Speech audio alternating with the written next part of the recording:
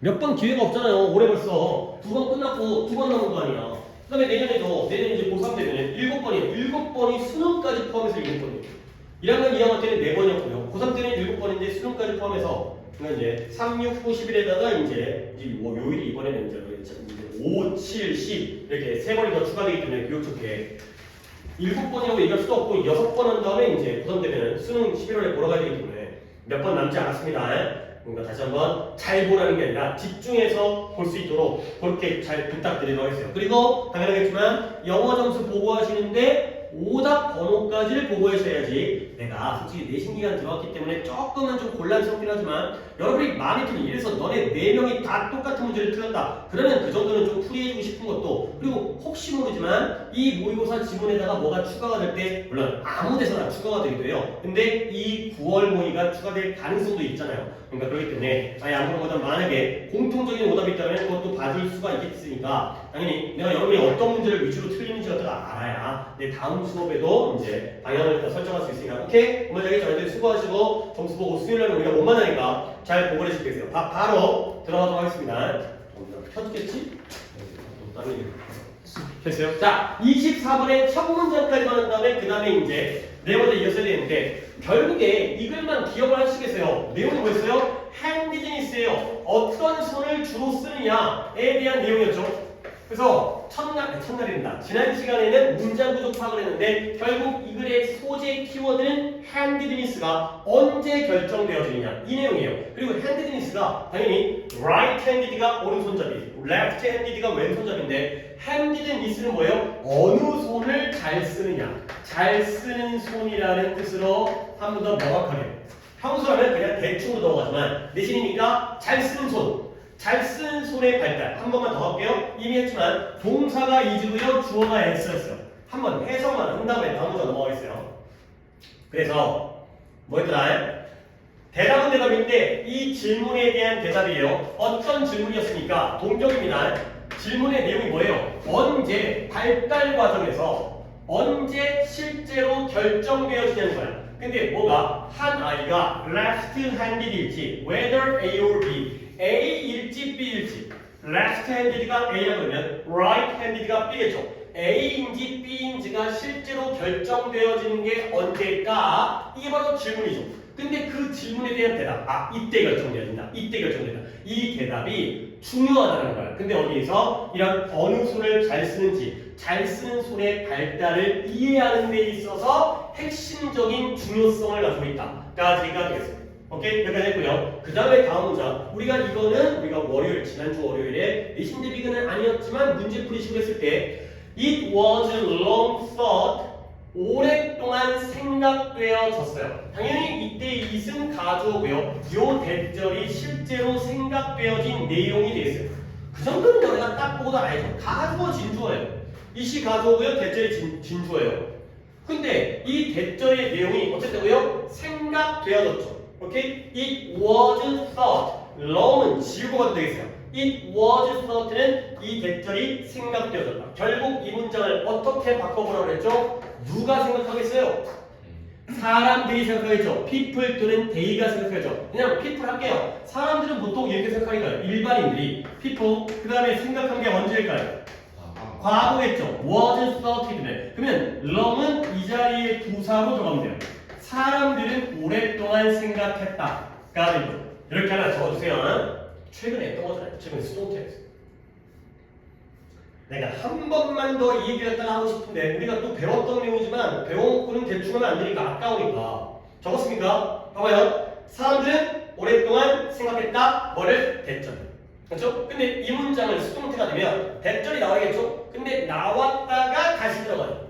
오케이? 그래서 대절이 나오면 thought이기 때문에 대절 was long thought에서 대절이 다시 들어가면서 그 자리에 가주어를 쓴 게 바로 it was long thought라는 문장의 형태가 되는 거죠. 근데 나왔다가 들어가니까 다시 그냥 원래부터 그 들어가 있었던 그런 느낌이기 때문에 people long thought가 it was long thought가 되는 거죠.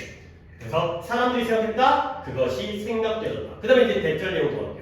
이게 바로 통념이에요. 사람들은 이런 생각을 오랫동안 했었죠? 옛날에. 지금은 아니라는 거야. 지금은 바뀌었어요. 뭐냐? 잘 쓰는 손이 오직 확실하게 will이라는 게 믿을만하게 신뢰만하게인데 여기서는 대신이기 때문에 확실하게 결정된다는 거예요. handedness가 확실하게 결정될 수 있다는 거죠. 근데 언제 결정된다? 얘들아, elementary school이 어느 학교예요? 얘네가 다 다녔던? 초등학교 때 확실하게 결정되어진다는 게 사람들의 오랜 생각이에요.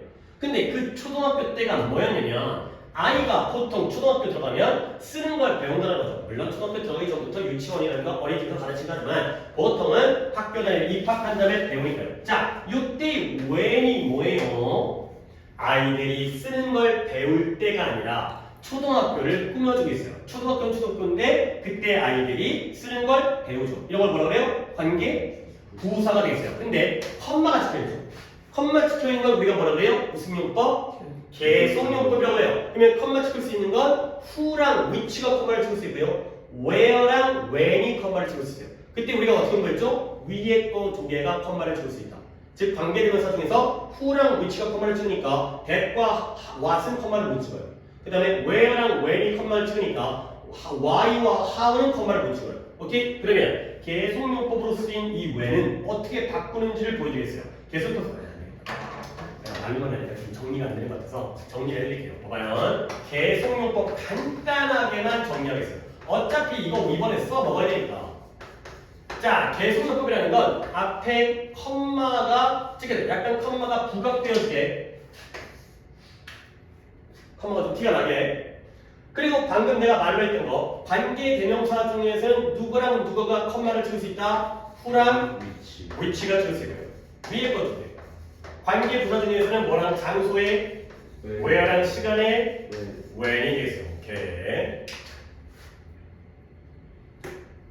이거 앞에 거 두 개 총 4개가 컴마를 찍고요. 그 다음에 내가 이제 무슨 얘기를 하시냐면 계속용법은 실제로 이렇게 바꿔줄 수가 있어요.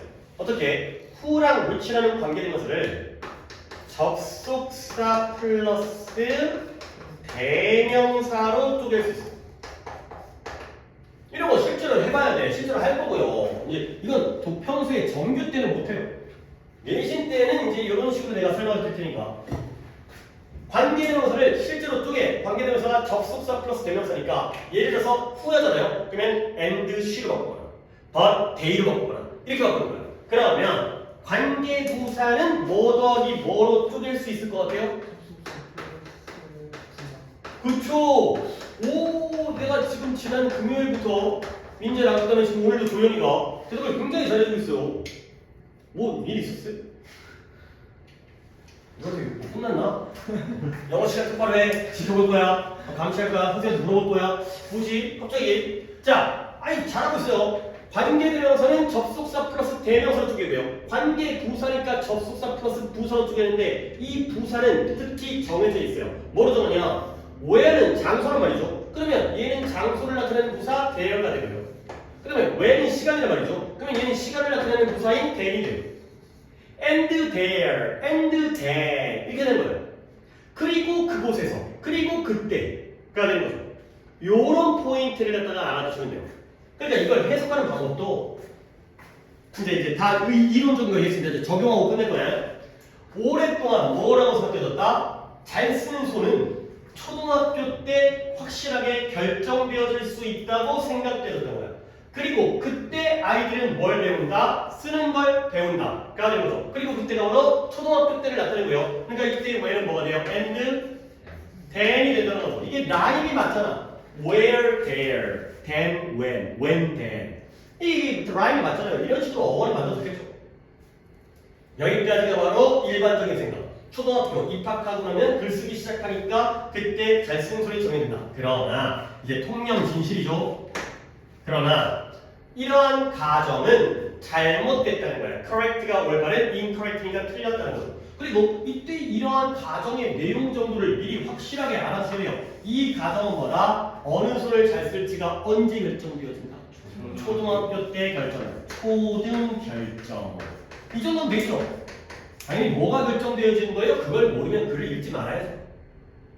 어느 손을 쓸지가 초등 때 결정된다는 이 가정이 틀렸다는 거예요. 그러면 실제로 이제 진실이 나오죠. 이건 틀렸으니까 진실. 실제로 과학적 연구가 보여줘요.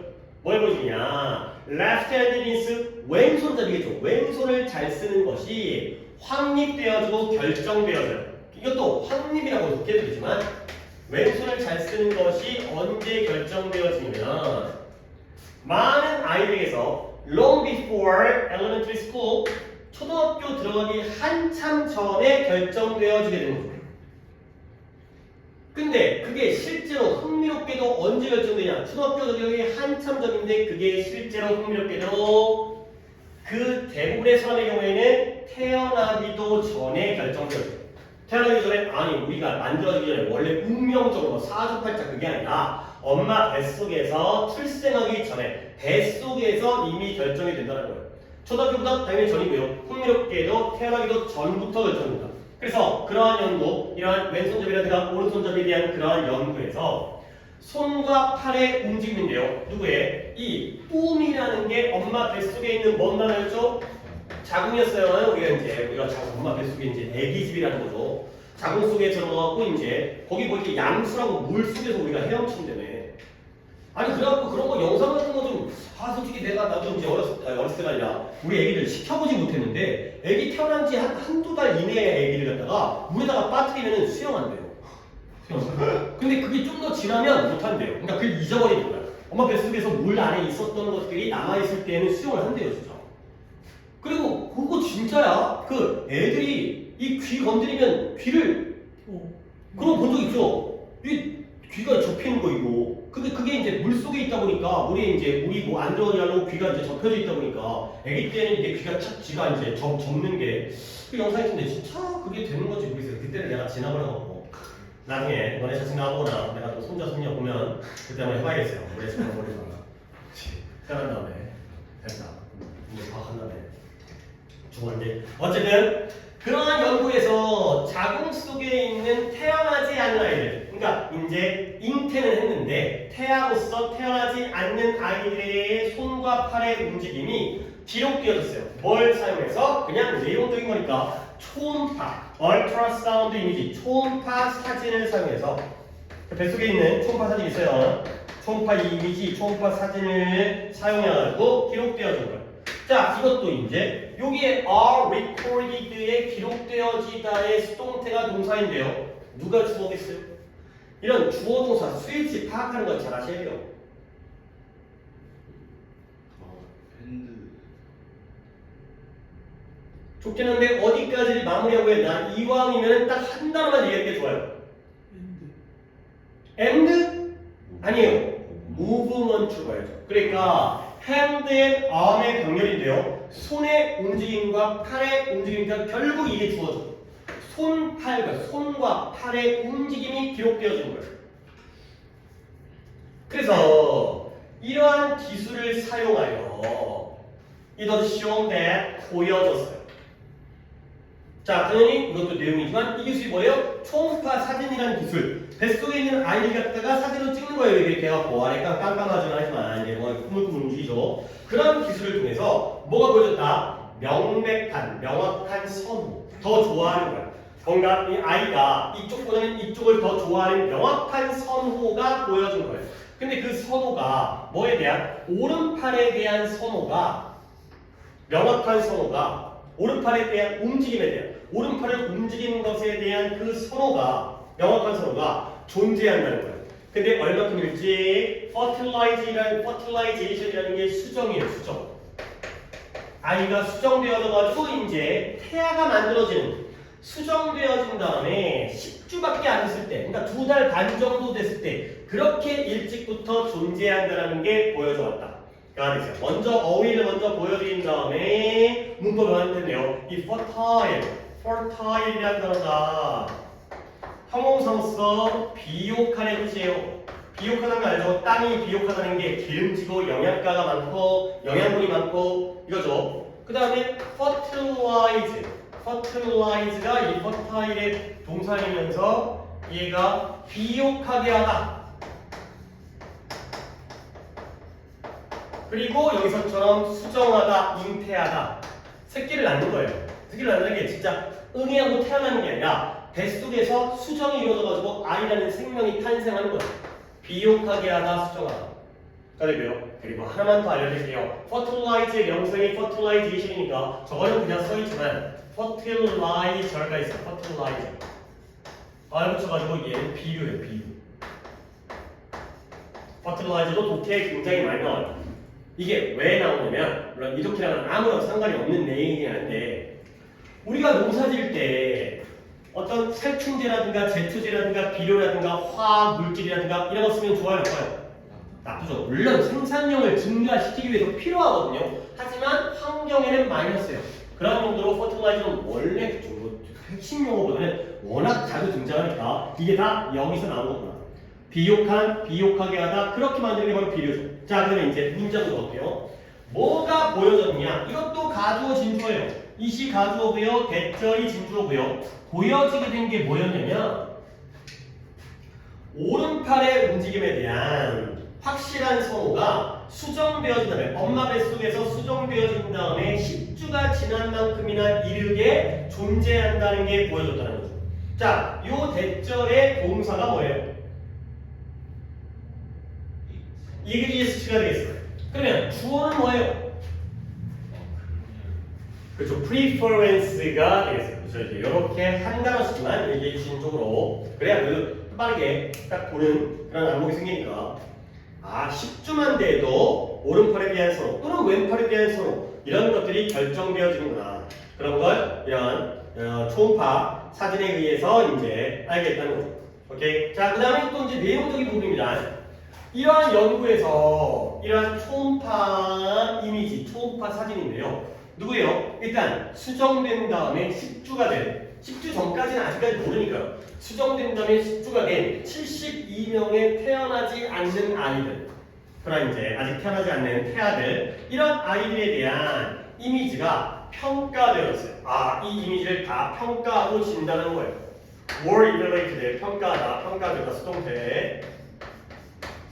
여기선 지금 수일치를 갖다 계속 물어봤을 수 없는데 were evaluated 평가되었어요. 뭐가? 주어는 뭐예요? 이미지. 그렇죠. 이제 이 초음파 사진을 연구자들이 평가를 한 거야. 이걸 보니까 얘는 오른손인 것 같아, 얘는 왼손인 것 같아, 이런 걸 평가했죠. 그랬을 때 그 아이들 중에 85%가 뭘 보여줬다? 왼손보다는 오른손, 왼팔보다는 오른팔에 더 많은 움직임을 보여줬다. 평가해 보니까 85%가 오른팔에 더 자주 움직이더라. 오케이? 그러면 이제 여기서 나온 결론, 이게 맞다라는 근거가 되었어요. 이 숫자 85%라는 이 숫자가 10주밖에 안 된 애들이 85%가 오른팔을 더 많이 움직이더라.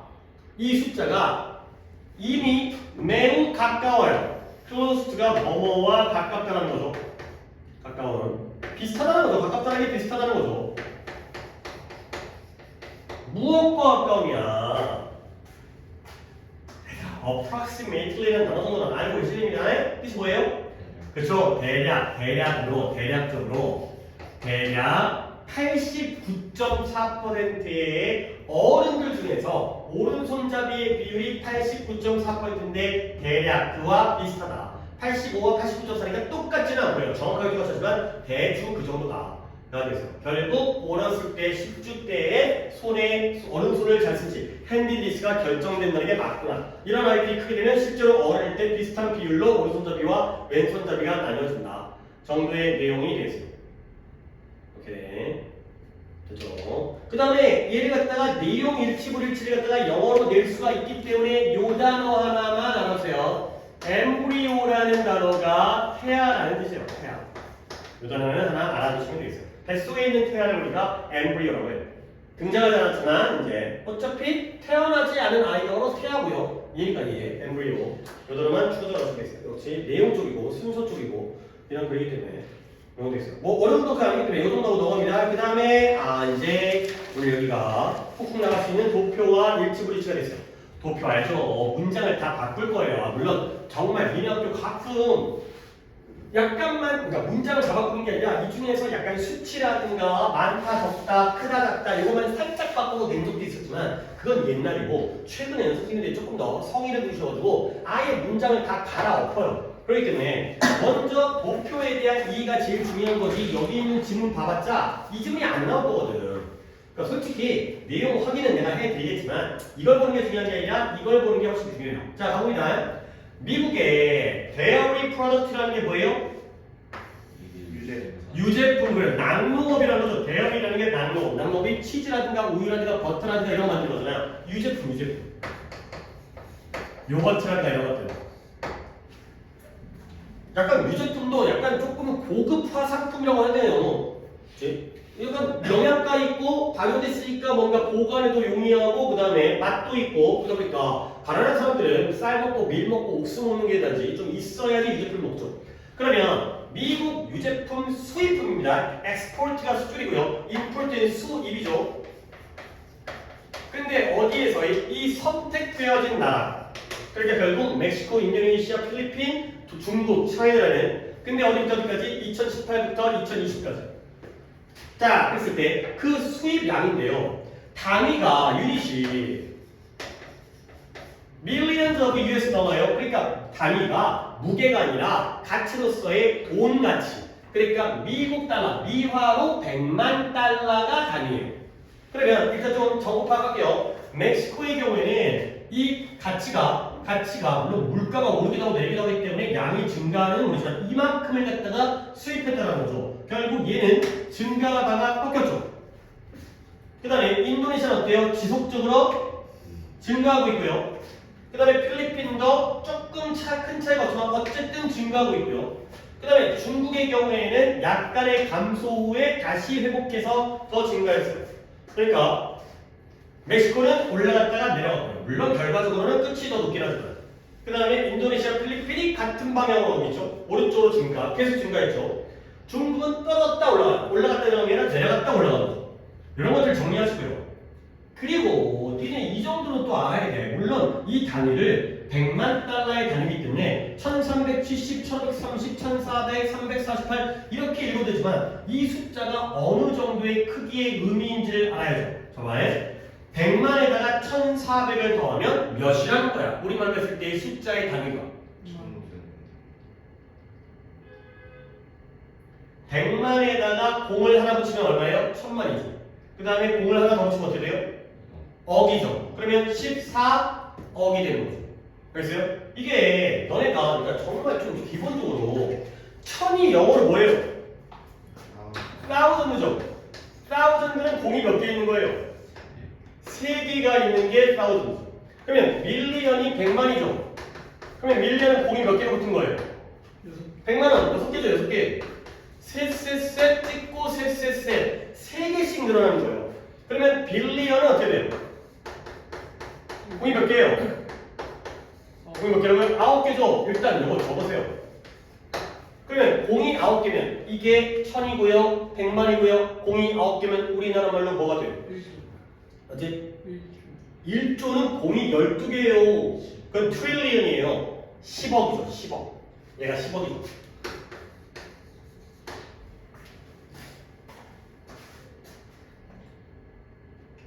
결국 1400 밀리언이라는 건 밀리언이 1400개 있으니까 공이 3개나 붙었죠? 결국 몇 억이에요? 14억이죠. 14억이라는 거 정도는 생각을 해주세요. 이거 제일 쉬운 숫자라고.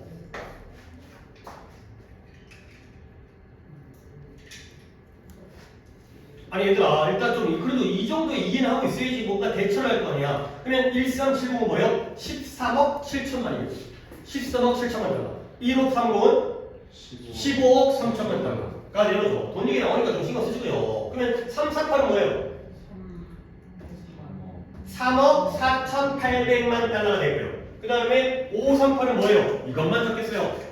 5억 3,800만 달러가 되겠어요. 이 정도는 이해를 다 해놓고 들어가자는 거야.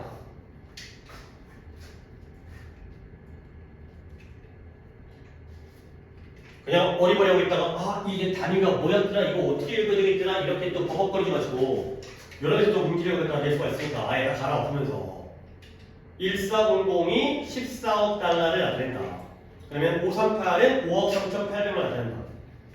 그리고 이거는 그냥 이제 마지막으로 좀 묵혀둘 거긴 한데 얘들아 어느 나라에서 누구 걸 수입하는 거야? 미국이 멕시코, 인도네시아, 필리핀, 차이나의 유제품을 수입하는 거야? 얘네들이 미국의 유제품을 수입하는 거야?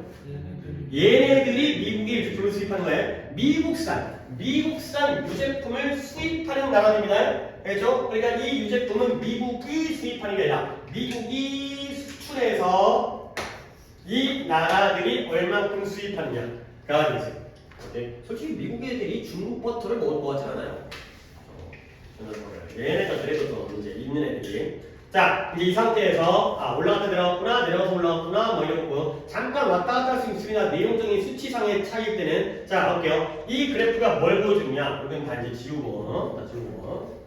자, 이렇게 이거 두고 볼 필요도 없고 문장 구조 살짝 볼 게 있긴 있었네요. 자, 그래서 위의 그래프는 뭘 보여주느냐? 미국의 유제품의 수입이에요. 근데 어디에 방금 얘기했던 그 네 개의 선택되어진 나라. 멕시코, 그 다음에 인도네시아, 필리핀, 그 다음에 중국까지. 근데 연도는 18년도, 19년도, 20년도에 3년간에 걸친 이 추이를 보는 거죠. 자, 그랬을 때 위에 있는 4개의 나라를 중에서 어쨌든 간에 멕시코가 지속적으로 이런 consistently 꾸준하게 지속적으로 뭘 기록했다? 가장 높은 미국 유제품의 수입량을 기록했죠. 오케이? 완전 격차가 거의 10억 정도의 격차잖아요. 얘는 15억, 14억인데 얘는 3억, 2억, 4억이니까 어떤 연도와 비교해도 거의 3배 정도 가까이의 차이니까 멕시코 짱! 멕시코 가까우니까 제일 많이 유제품을 수입하는 건 당연하겠고요. 그러나 미국의 유제품의 수입량 멕시코가 19와 20년 사이에는 뭐가 이루어졌어요? 감소가 이루어졌어요. 그러니까 올라가다가 꺾였잖아요. 그 정도 기억하지. 그리고 여러분들 위에 풀류가 보이니까 내가 기억하면 나는 왔다 갔다 할 거고. 근데 반면에 이거 반면이잖아요. 반면에 그 정반대가 reverse라는 게 역반대. 그의 반대가 사실이었어요. 근데 언제는 그 같은 기간 동안 나머지 세 나라에서는 정반대가 사실이에요. 이때 같은 기간이라는 건 몇 년도와 몇 년도예요? 19년에서 20년이 돼 있어요. 이 경우에는 다 증가했어요. 그렇죠? 이게 지속적으로 증가하니까 당연히 여기가 증가죠. 여기가 증가고요. 여기는 감소잖아요. 여기가 증가죠. 그렇죠? 이 기간 19, 20의 경우에는 모든 나라가 얘 빼고는 얘만 감소했고 다 증가했죠. 어차피 전문장이 나온 게 아니야. 하지만 비교해 보면서 그 다음에 이제 두 번째 있었던 인도네시아는 계속 꾸준히 증가했죠. 미국의 유제품 생산품이 2020년도가 그때 2018년도에 그것보다 more than twice니까 얼마 더 많다고요? 2배 더 많았어요. 그러면 내가 이제 이런 거 좀 보여주고 싶은 게 이게 도표는 무조건 도표로 나온다는 약간 어떤 그런 선입견에서 살짝 벗어나야 돼. 봐봐요. 인도네시아에서 2020년도에 빨간색이 나오냐? 2020년도에 미국 유제품의 수입은 뭐보다 2018년도에 그것보다 2배 더 많았다. 아니 2배 더 많았는지 실제 볼까요? 여기가 164인데 348이니까 곱하기 2하면 328? 그죠? 328이니까 20만큼 더 많으니까 얘가 2배가 많죠? 오케이? 그거는 이해했고 이해했고 근데 이때 도즈가 뭐가 될까요? 그렇죠. 단어로 따지면 import가 되겠습니다. 복수이기 때문에 복수의 도즈가 됩니다. 이런 건 원래 문법적으로 이거 중요한 부분이에요. 복수일 때는 도즈, 단수면 that, 복수면 도즈. import이기 때문에 도즈가 들어갑니다. 그 다음 또 이제 수치인데요. 여기도 또 볼 문장이 있습니다. 봐봐요. 미국 유제품 수입품 어디서요? 필리핀이 세 번째 나라죠. 필리핀에서의 증가 18부터 19까지의 증가가 더 컸대요. 뭐보다? 같은 기간 동안 18, 19 동안에 인도네시아보다 더 컸대요. 살짝 보겠어요. 자, 어디가? 이게 틀렸죠? 그러니까 필리핀은 얼마 늘었죠? 26 늘었죠? 근데 얘는 얼마 늘었죠? 74 늘었죠? 결국 18, 19 중에서는 어느 나라가 더 컸던 거예요? 인도네시아가 더 컸죠? 그러니까 결국 필리핀에서의 18, 19의 증가는 같은 기간 동안 인도네시아의 증가보다 더 큰 게 아니라 large가 아니라 smaller가 됐어요. 더 적었다. 혹시 여러분들의 smaller가 바뀌어 있나요? 오케이. 그러니까 혹시 larger 화살표 smaller 돼 있나요? 오케이. 더 정확하게 돼 있네요. 내 거보다. 근데 알겠어요. 뭐가 더 커는지 26보다는 74가 훨씬 더 크니까요. 인도네시아보다는 필리핀의 증가량이 1819 앞쪽에서의 증가량이 더 컸죠. 근데 또 하나 고문적으로 봐야 되는 건 요 대수는 뭘 가리켜요?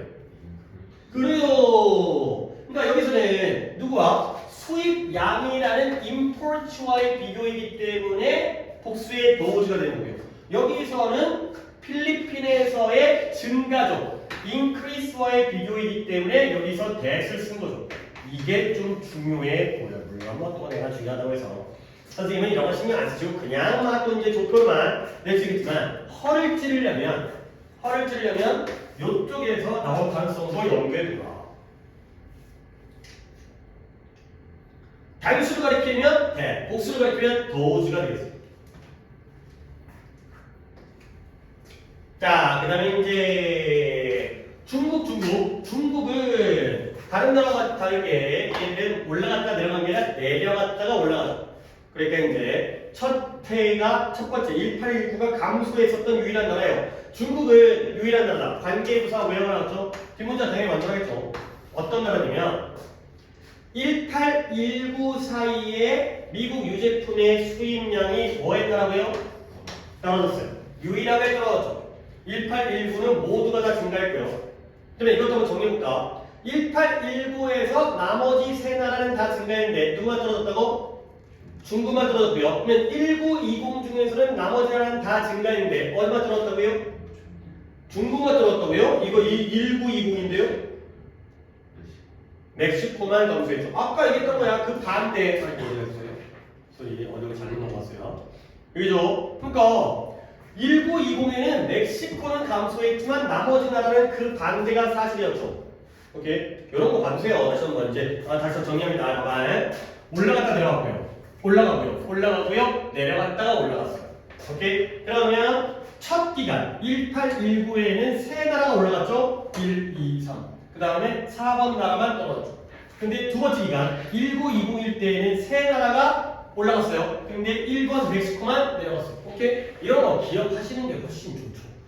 다른 문제를 갖다 시간을 드릴 거면 이 정도를 갖다가 암기하고 문제를 갖다 풀어주는 게 훨씬 좋으니까 그렇게 보시면 되겠어요. 이 정도 양입니다. 다음번에 볼 때에도 도표만 한 번 더 보도록 하겠어요. 문장에서는 뭐 이제 다 받고 이런 것만 내가 다시 한번 강조드리고 대과 도우주 정도는 여러분이 챙겨야 됩니다. 단순히 복수인지. 자, 넘어갈게요. 26번. 이쪽은 좀 속도가 빠르니까. 자, 26번. 그 다음에 또 뒤에서 또 오래 걸릴 거예요. 자, 가볼게요. 이것도 가장 많이 나오는 건 일치불일치예요. 근데 주제가 나오는 경우도 가끔 있기 때문에 누구에 대한, 그다음에 이 사람이 뭐한 사람인지 핵심적인 내용은 기억을 해주시는 게 주제된 내용이 그쪽이기 때문에 얘를 갖다 순서로 내지 않고요. 이걸 어법으로 나올 가능성도 아예 배제할 수 없지만 많진 않아요. 그러니까 이제 그러니까 내용과 주제 쪽으로 알아주시면 되겠어요. 자, 필리포 브루넬레치라는 사람이 밑줄 is considered to 뭐뭐라고 여겨지고 있는 거죠. 근데 뭐냐? founding father라는 게 처음에 세운 사람인데요. 이런 것들은 또 한국말로 일치불일치가 또 아담과 다르게 나올 수 있으니까 창시자. 세운 사람. 얘들아, found라는 단어가 뭔 뜻이야? 설립하다, 세우다. find의 과거가 아니라 found가 원형이니까 세운 아버지예요. 창시자. 무엇에? 르네상스 건축의 창시자라고 여겨지고 있다는 거죠. 15세기의 문해부 운동, 신에게서 인간으로 이랬을 때 건축계에서의 창시자가 이분입니다. 그가 1377년도에 플로렌스라는 이탈리아의 지역인데 이런 것까지 외울 필요는 없고요. 그런데 필리포라는 사람이 예술적으로 탤런티드가 뭐예요? 재능이 있는. 그리고 훈련을 했을까요? 받았을까요? 받았어요. 뭐로써? 골드스미스가 금 세공장이에요. 그러니까 뭐 동네 금은방 같은 데 가면 금 같은 데 세공업자, 금 같은 반지 만들어주고 목걸이 만들어주신 분이 바로 금 세공업자예요. 이제 금 녹여가지고 갈아가지고 이렇게 이제 조각도 하고 이렇게 하시는 분들. 그러면서 시계장이 시계 제작자, 시계를 만드는, 그러니까 뭔가 금 다루고 시계 다루는 그런 사람으로서 훈련을 받았어요. 근데 뭐 하기 전에 그가 아키텍트가 되기 전에 주의할 건 architecture가 뭐였죠? 건축이고요. 그래요. 건축학이라는 뜻은 건축물이라는 뜻도 있어요. 근데 architect는 사람이죠. 얘가 뭐예요? 건축가가 되고 뭔가 안 붙었는데 오히려 architecture가 건축이고요. architect 짧은 게 건축가니까 어려운 건 아니지만 이걸 주의하시고요. 그가 건축가가 되기 전에 원래는 뭐로서 금세공업자라든가 시계 제작자로서 훈련을 받았다는 거야. 그러면 내가 여러분한테 뭘 물어보고 싶냐면 요 앤드는 누구와 누구의 병렬이에요? 그렇죠. trained와 was가 아니라 talented와의 병렬이에요. 그러니까 이게 뭐가 달라진 거냐면 이 필리포라는 사람은 was talented, 재능이 있었죠. 그 다음에 was trained, 훈련을 받았죠. 알겠어요? 그러면 was로 가면은 재능이 있었고 훈련시킨 게 되버리고요. 그러니까 was talented, was trained 이렇게 병렬을 봐야지만이 얘가 수동이라는 걸 다시 한번 훈련을 받은 거고. 우리는 또 능동수동을 하다가 왔으니까 뒤에 목적어가 없잖아요. 지가 훈련시켰으면은 누군가 다른 아이들이라든가 뭐 자식들이라든가 목적어가 나와야 되는데 없으니까 지가 훈련을 받은 거지. 그런 용도로 또 한번 써보시면 되겠어요. 그 다음에 문법 안 나온다고 하면서도 문법 얘기를 하는 건 어차피 이 문법을 여기서 풀기 위한 데라 니네 실력이니까 before becoming 빈사구이지. 그러면 뭐라고요? 얘가 남자도 before he 너 어떻게 할까요?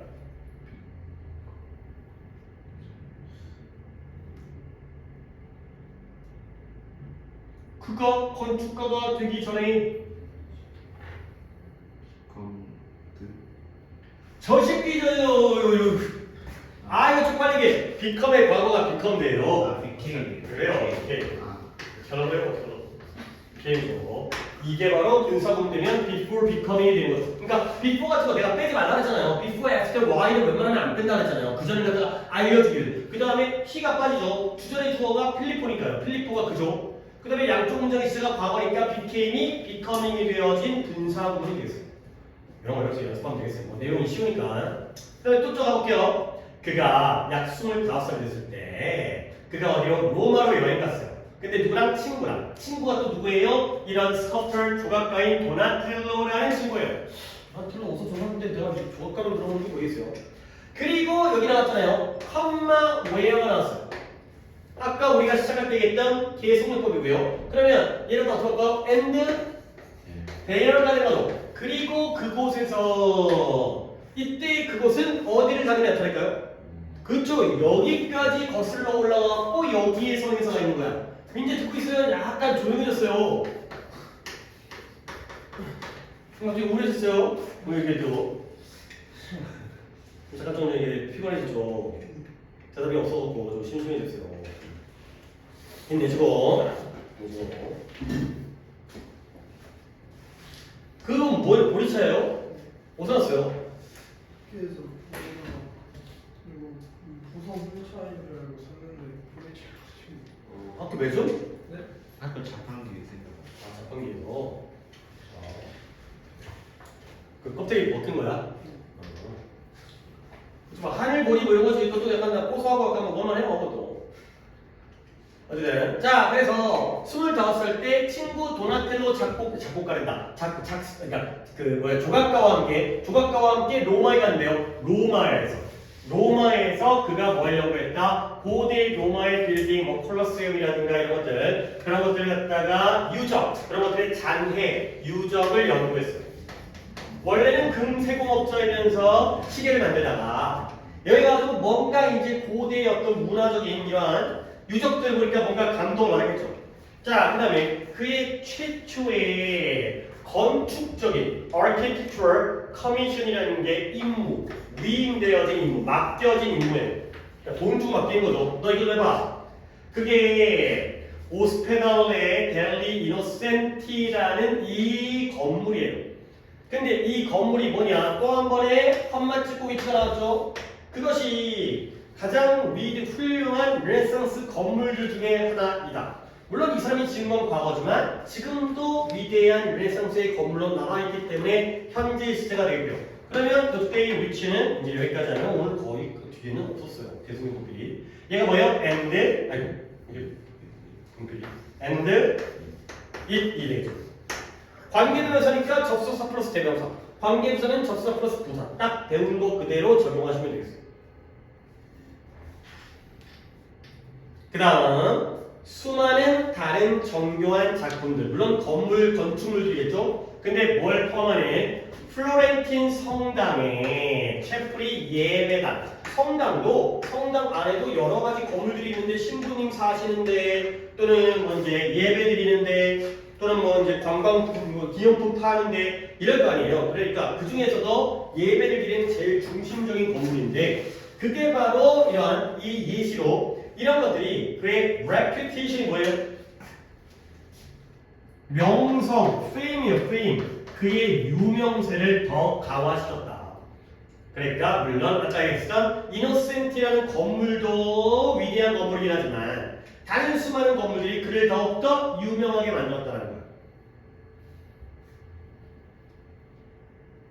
자, 그 다음 또 이제 또 예시들이 나온다. 솔직히 이런 것까지 이 내용 일치불치 나올 거지 않고요. 그래서 아주 놀라운 돔이에요. 돔. 돔이 천장이 동그란, 뭐 국회의사당 이런 거 있잖아요. 이게 돔형으로 되어 있는 건물이잖아요. 그래서 이렇게 놀라운 돔인데요. 1두오모라는 이런 놀라운 돔이 스턴이라는 게 놀라운 충격을 주는 서프라이즈인 거예요. 대단한 단어 아니니까 그냥 스턴, 깜짝 놀라게 하다, 기절시키다. 이 놀라운 돔이 그의 또 걸작이다. 이것도 그의 작품이구나. 여기까지 어떤 건축물에 대한 예시인데 처음으로 맡았던 게 오세페달레 데글리 이노센트라는 거고요. 그 다음에 플로렌스 성당의 예배당도 자기가 이제 훌륭하게 만든 거고 1두오모의 돔도 얘의 아주 걸작, 대작, 마스터피스가 되는 거죠. 그 다음에 그는 또한 이제 건축에서 조금 더 약간 발전을 시켜서 그는 또한 이런 기계들을 설계했어요. 근데 기계를 왜 설계했냐면 to produce special effect가 특수효과죠. 제가 또 이제 내용으로. 근데 어디에서의 특수효과냐? theoretical production 하면 연극 작품이에요. 연극. 극장에서 상영하는 연극 작품. 그때 뭐 영화가 있지는 않았으니까. 연극 작품들에서의 특수효과를 만들기 위한 기계까지를 만들었어요. 건물만 지은 게 아니라 연극에서 뭔가 뭐 터지고 폭탄 같은 거 터지고 연기 나오고 이런 효과를 만들어내는 기계까지 조명이라든가 이런 걸 했죠. 그러면 이제 죽었어요. 플로렌스에서 태어났다가 플로렌스에서 죽었고요. 그 다음에 이 1두오모라는 아까 했었던 그 도움 건물에 여기에 묻히게 된 이런 상황이 됐어요. 진짜 뭔가를 좀 더 다시 한번 볼만한 질문이 아니죠. 그러니까 이제 쭉 한번 본다. 어차피 반복할 때 한 번 더 보면 되기 때문에 오늘은 이 정도만 반복해요. 한 질문만 더 한다면 쉽도록 했어요. 여기가 좀 빨리 나가니까 오늘은 그 진도가 괜찮네요. 이거는 좀 그렇게 어렵지는 않은데 이건 좀 어휘가 많아서 이제 어휘 쪽으로 다가 얘가 좀 설명을 드리면은 시간이 좀 걸릴 것 같고요. 오케이. 자, 29번까지 할 때가 좀만 참고 잘 진행하고 그러면 이제 둘째 시간이 좀 수월해지니까 이제 앞에서 좀 이렇게 당겨놓으면 두 번째 시간이 좀 더 수월해지니까 그렇게 한번 해보도록 합시다. 자, 더 열심히 한 다음에 29번이죠. 자, 봐봐요. 예술에서 보통 이제 여기서 이제 그림이 나와요. 미술이라고 해서 있어요. 미술에서 수많은 방법이 있어요. 근데 어떤 방법이면 일단 perspective라는 단어를 먼저 알아두셔야 돼요. 여기서는 뭐를 쓰였어요? 그렇죠. 근데 원래 우리가 평소에 독해에서는 관점이라는 뜻이죠. 근데 오히려 옛날에는 원근법이었다가 요즘에 관점인데 다시 또 요즘에 원근법을 많이 쓰이더라고요. 그러니까 관점이라는 거나 원근법이라는 말이 비슷한 말이라서 어디에서 바라보는지에 따라서 뭐가 가깝고 뭐가 먼지가 달라지니까. 아니 원근법 이거잖아. 이거 뭐 내가 약간 대충 이제 이렇게 얘기해.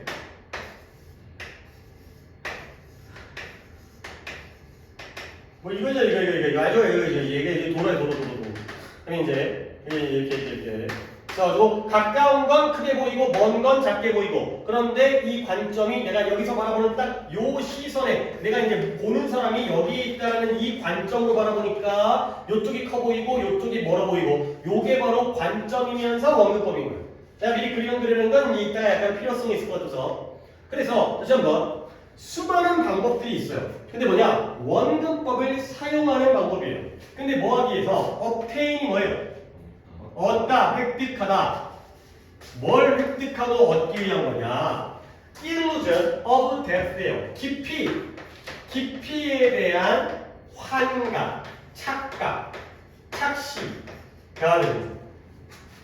얘들아, illusion이라는 단어를 이건 혹시 또 우리 수행에 써야 되니까 illusion이라는 단어가 우리를 속이는 거예요, 속이는 거.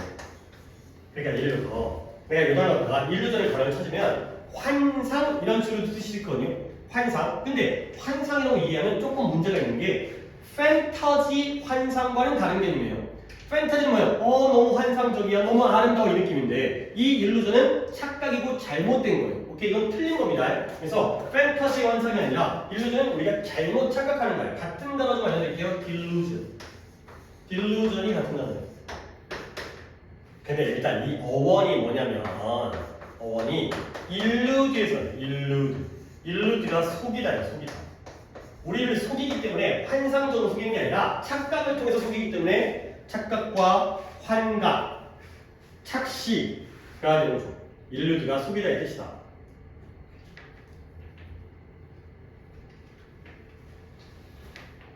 그래서 아직 문장이 안 끝나긴 했는데 문장 상당히 첫 문장이 좀 버벅하기 힘드네.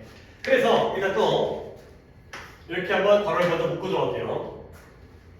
including부터 문장 끝까지 perspective에다 괄호를 묶으시고요. 그래서 문장 하면서 처음부터 미술에서 많은 방법들이 존재한대요.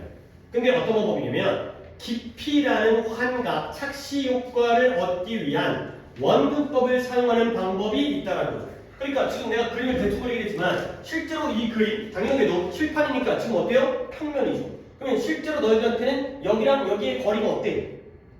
똑같죠? 여기서 민재까지, 여기서 민재까지 똑같아요. 근데 이게 마치 안에 깊이 파고든 것처럼, 여기가 안으로 들어간 것처럼 이런 식의 어떠한 환각을 우리에게 주는 거죠. 근데 그 방법이 많다네. 어떤 방법이 있냐면 including, 예를 들어서 가령 이걸 포함하고 있죠. including 밑줄 쳐놓을게요. such as라든가 like라든가 예를 들어서 이런 방법이 있다는 거야. 어떤 방법이냐? 색깔을 사용하는 거야. 그리고 또 뭘 사용해요? graduate의 점진적인 검정색과 흰색의 이 value라는 게 가치가 아니라 값이에요. 값을 사용하는 거예요.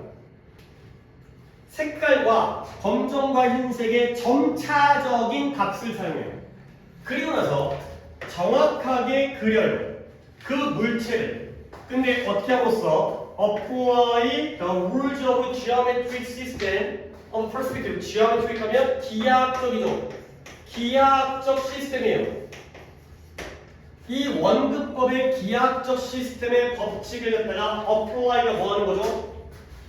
적용함으로써 이런 대상을 정확하게 그린다는 거죠. 색깔과 대상을 갖다가 기하학적 시스템의 법칙을 깔아서 그리는 거죠. 자, 그러면 내가 헐겁게 봤기 때문에 한 번 더 볼 때 여러분들 내가 요 엔드에다 밑줄을 쳐놨다는 건 병렬을 물어볼 거란 말이죠. 오케이? 요 엔드는 누구와 누구의 병렬이에요? 그래요. 지금 잘 봐요. 되게 빨리. 유진과 뭐예요? 드로잉이 되는 거죠. 그렇죠? 유진과 드로잉. 그렇죠? 이거 보이죠? 그러면 다시 한번 원근법을 나타내는 방법은 뭐냐? 첫 번째 색깔이에요. 오케이? 그리고 검정색과 흰색의 점차적인, 점진적인 값을 사용하는 거예요. 결국 뭐냐? 똑같은 나무지만 가까이 있는 나무와 멀리 있는 나무 중에 누가 더 선명한 색깔? 그쵸? 가까운 나무가 선명하고요. 여기는 대충 뭉개져가지고 흐릿할 거예요. 그 다음에 여기가 좀 더 진해요. 그러니까 좀 더 검정색을 많이 쓰고요. 그 값을. 여기가 흐릿하니까 흰색을 많이 쓰는 거죠. 요런 식이에요. 그리고 이제 색깔만 달리면 안 되고요. 여기가 갑자기 색깔을 뿌렸는데 이렇게 돼버리면 말이 안 되잖아요. 그러니까 결국 이 원근법에 기하학적인 법칙을 적용하는 거예요. 기하학적 법칙이라는 건 이런 대칭이라든가 이런 식으로 이러한 식의 기하학적인 그러한 법칙을 이 물건들, 이 대상들에게 적용을 하는 거죠. 서브젝트라는 단어가 피사체의 그림의 대상이죠. 이 나무, 도로, 풀 이런 것들의 크기라든가 색깔이라든가 이런 것들을 사용해가지고 여기가 깊이감이 있다는 착각을 준다는 거예요. 첫 문제가 좀 빡셌습니다. 그래서 using과 drawing의 병렬이고요. 색깔을 사용하는 건 괜찮은데 이러한 대상을 정확하게 그리려면 기하학적인 법칙을 적용함으로써 여기가 이제 여기 붙어 있는 거죠. 자, 그 다음에 이런 투, 그래서 이런 원근법을 잘 달성하기 위해서는 네가 뭐 해야 된다? number of 수많은 뭘 해야 된다? 관찰을 해야 된다. observation이 관찰이니까 여기 근처에다가 아니면 observation을 한 번 더 쓸 공간이 있다면 한 번 더 써도 괜찮을 것 같아요. observation이 명사이면서 관찰이고요. 그 다음에 이 단어 하나 넣어줘요. observance. ANC로 가서 이것도 명사죠. 2학년 분들인데 여기까지가 observe가 나오가 동사 observe 관찰하다 말고 또 뭔 뜻이 있어요? 모르시나? 1번 관찰하다 3번 말하다 2번 준수하다 이렇게 있어요. 준수가 뭐예요? 규칙 준수. 규칙을 뭐 하는 거예요? 지키는 거예요. 얘가 준수라는 뜻이에요. 알아야 돼. observe가 지키다, 따르다, 준수하다의 2번 뜻이 있어요. 내가 말로는 3번을 했는데 그건 정규 때 다시 얘기하겠고요. 여기선 말하다까지는 여기서 등장할 게 아니기 때문에 내가 40분까지 다 보긴 했는데 말하다 없었을 것 같아요. observe가 말하다 쓰는 건 없었던 것 같아요. 아직까지 프린트가 더 추가로 나온 거 없지? 아직까지 이것도 멀었으니까. 그죠? 받은 거 없죠. 나와봐야 할 거니까. 자, 그래서 결국 뭐 해야 된다? 이런 원근법을 달성하기 위해서는 관찰을 많이 해야 되는 거예요. 수많은 관찰. 자세히 봐야죠. 그러니까 뭔가 풍경을 그릴 때에도 그 풍경에 대해서 풍경이 우리가 아무 생각 없이 보는 게 아니라 얘랑 얘보다 머니까 얘가 더 좁게 나오는구나. 뭔가 기하학적 구조가 이렇게 모이는구나. 색깔이 여기가 진하게 느껴지는구나. 관찰을. 그래서 다음 문장 형태와 대상인데요. 네가 평평한 표면에다가 그림을 그리는 그 형태와 대상이 뭘 갖게 돼요? 깊이감과 차원을 갖게 돼요. 현실 속에서의 깊이감과 차원을 갖는 거예요. 이 그림은 실제로는 평면에 그려져 있지만 얘가 현실 세계에서의 깊이감과 차원, dimension, 3dimension을 하면 3차원이죠. 그러한 차원을 갖게 된다는 거예요. 오케이? 그러면 여기에다 물론 내시니까 내가 이렇게 좀 미리미리 부족파를 해드리는데 지금 내가 해석했던 이 문장에서의 동사는 어디예요? have가 되고요. 주어는 뭐예요?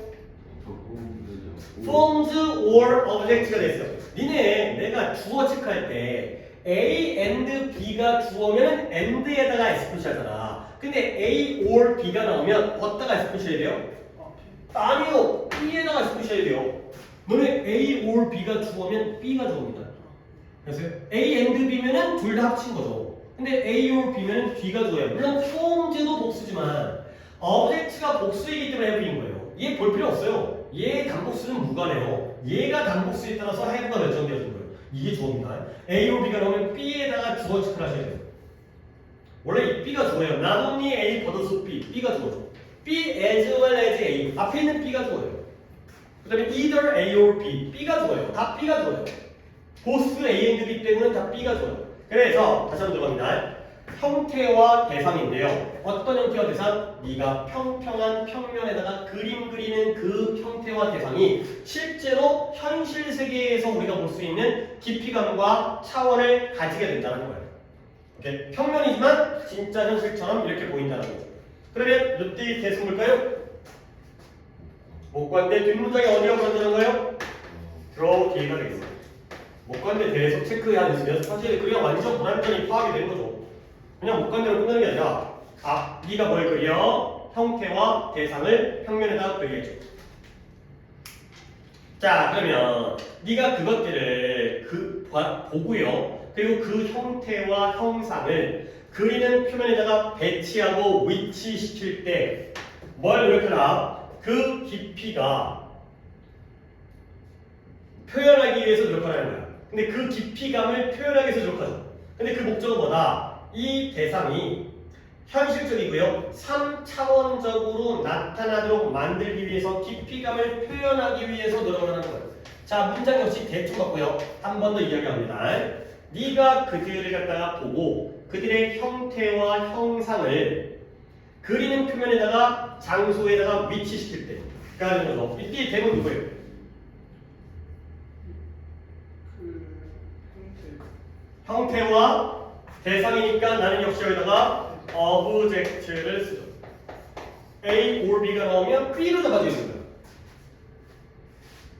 그럴 때 뭐 해야 된다? 그 깊이감을 표현하기 위해 노력하라는 거야. 근데 그 목적이 뭐다? 그 대상들이 현실적이고 3차원적으로 보이도록 나타나도록 만들기 위해. 자, make가 원동사 사역이기 때문에 저기에 appear라는 동사 원형의 목적적 보호 자리도 체크해 주시면 되겠습니다. 아니 29번이 어법이기 때문에 이게 또 어법으로 나올 가능성은 정말 적어요. 근데 그래도 내가 어법 얘기를 할 수밖에 없는 건 이거에서 연습하고 따로 문제 푸는 거야. 또 어법이 좋은 게 하나 나왔어요. 여기서 이제 연습할 수 있는 어법이 또 나온 거야. 봐봐요. 이 대상들이 보이긴 보이는데 어떻게 보여요? 다르게 보여요. 근데 언제? 다양한 장소 위치로부터 보여질 때. 이 부분입니다. 이 부분. When viewed 근사구문이에요. When viewed 여기에 생략되어진 게 뭐예요? when은 접속사인데 viewed라는 pp가 나왔잖아요. 그러면 주어 플러스 비동사가 생략되어진 거니까 얘겠죠? 대명사로 쓰면 어브젝트 대명사로 쓰면 대의로 가야 되고요. 비동사 먼저 보내는데 시제가 현재니까 are 그들이 다른 위치로부터 보여질 때.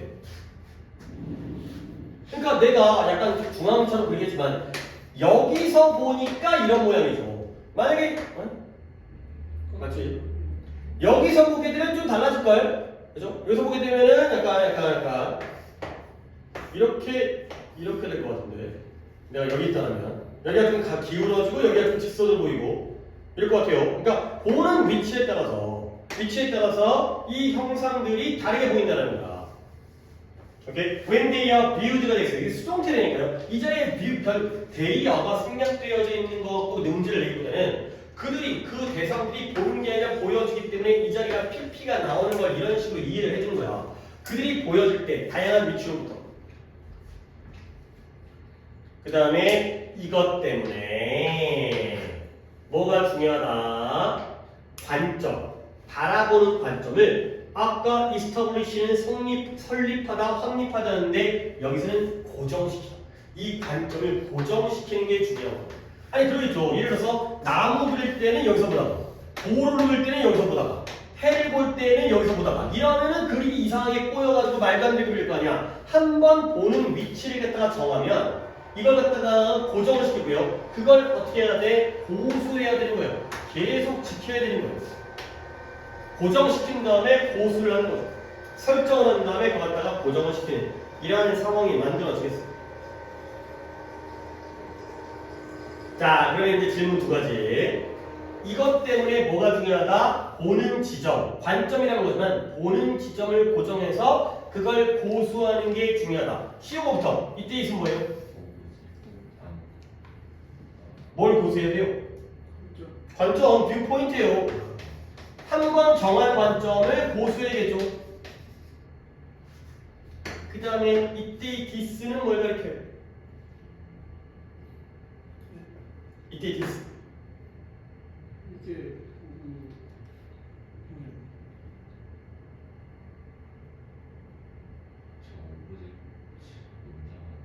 문장, 그죠? 보는 관점에 따라서 대상들이 어때 보여? 다르게 보이기 때문에 여성보다가 똑같다면 막 움직여지잖아요. 근데 다르게 보이기 때문에 이때의 디스는 different. 다르게 보이기 때문에. 아니, 문장 전체인데 그 내용이 서로 다르게 보인다는 게 내용이기 때문에 어디서 보는지에 따라서 달라 보이기 때문에 한 번 정하면 고정을 시켜야 되는 거예요. 다 똑같이 보이면 고정을 안 시켜도 되죠. 왔다 갔다 해도 되는 건데 뭔 말인지 이거 이해를 해야 돼. 이런 지침 같은 거. 자, 그래서 when observing a subject 어떤 대상을 당연히 관찰할 때 너는 뭘 보게 된다? 깊이감과 3차원을 보게 된다는 거예요. 역시 이것도 아니 이게 연달아 나오니까 얘들아 봐봐.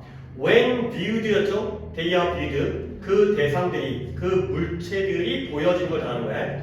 When observing 물체들을 갖다가 그 피사체를 갖다가 관찰할 때 누가? 유. 이거죠. 네가 관찰할 때 이거는 알겠지. 너는 관찰을 하는 거고 이 대상들은 관찰을 당하게 된다.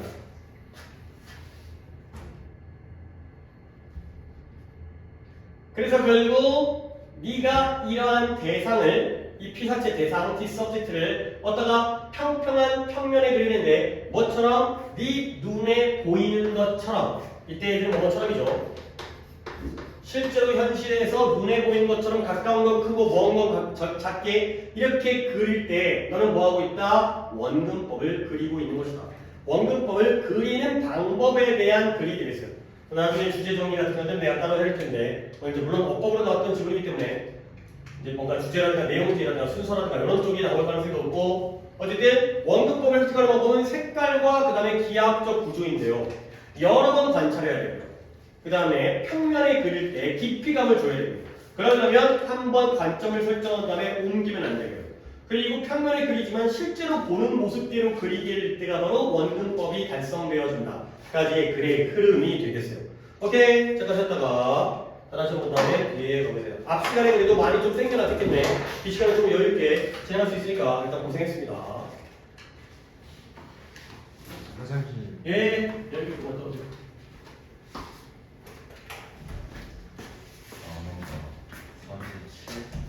34, 5, 6, 7이었나요? 그랬을까요?